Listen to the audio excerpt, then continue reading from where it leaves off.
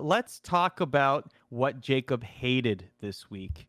And this stays in the LCS. And I can't wait to hear this. Tell everybody what you hated this week.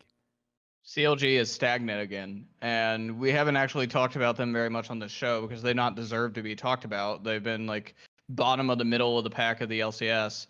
But yeah, they've been they were awful this past weekend. They lost to Dignitas, they lost to Immortals. Dig is definitely the worst team in the LCS by a quarter mile, right? Like it's and to me, like this team is not going up, right? Like we saw signs. Obviously, they were really, really bad at the beginning of spring, right?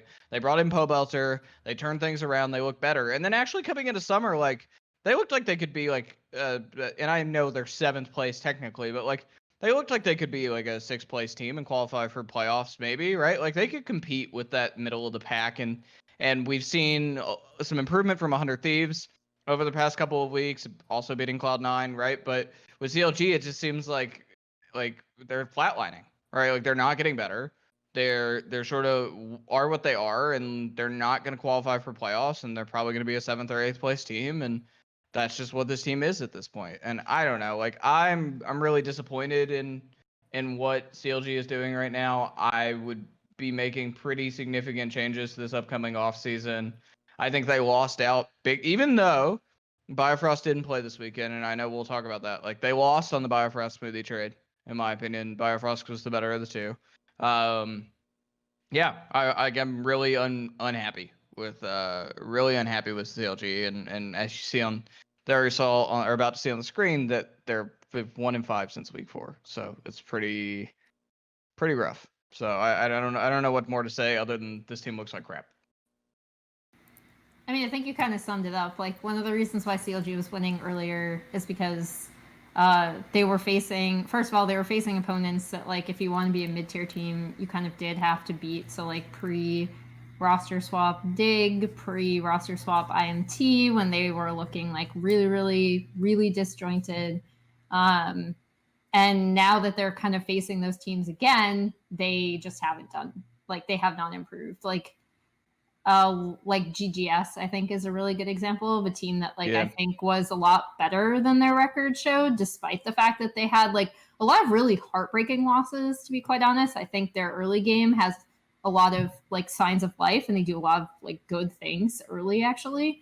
And I think, like, you kind of summed it up. CLG just has stayed the same. So it's not really like they've taken a nosedive. It's that they capitalized on the fact that some other teams in that middle pack didn't necessarily have their stuff together, and now that those teams are on a more upward trajectory and have made changes, CLG just, they're facing them again and they're not winning. So I don't want to, like, harp on this super hard, right? But we have 3 weeks left to play. CLG is 2 games up on Dignitas and Immortals. They're 1 game up on 100 Thieves. It seems pretty likely that 100 Thieves is going to lap them for that spot, right? There's a 1-game differential. 100 Thieves looks better. They actually play 100 Thieves this upcoming week. I think that 100 Thieves will beat CLG. I think 100 Thieves will probably beat Golden Guardians at this rate, right? And CLG's also playing TSM, who they probably will lose to. I think there's a world where, like, CLG loses potentially the rest of the games for the rest of the season, right? Almost everyone that they're playing in the next 3 weeks is really difficult for them. They're playing 100 Thieves, who look good. I'm just looking at the schedule. They're playing TSM, who I think are a better team. Probably lose that too. They're playing Liquid, who they definitely lose to. I don't see a world where they win that game.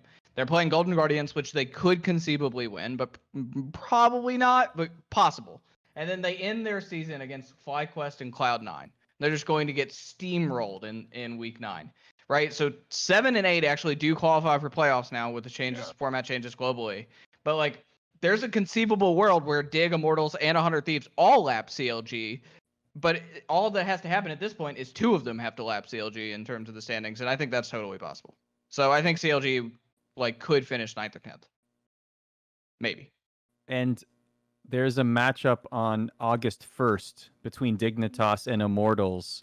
And if what you're really saying there holds, that's right, what you're saying there holds true, that could be a very pivotal match on which team could actually make the playoffs if your prophecy comes true and CLG fall completely out of it. They're currently 2 games ahead 2 wins ahead, I should say, of Dignitas and Immortals respectively. And Dignitas and Immortals play in Week 8 also on August 1st. So that's a really important game for that stipulation also. So both of those games, Week 8 and Week 9, are super important for CLG. That they have to win at least a couple more, and they have to hope that one of those teams does, or 2 of those teams do really poorly. Which I don't know. I think Immortals and 100 Thieves are gotten better, and Dignitas seems to show some sort of signs of life the past couple weeks.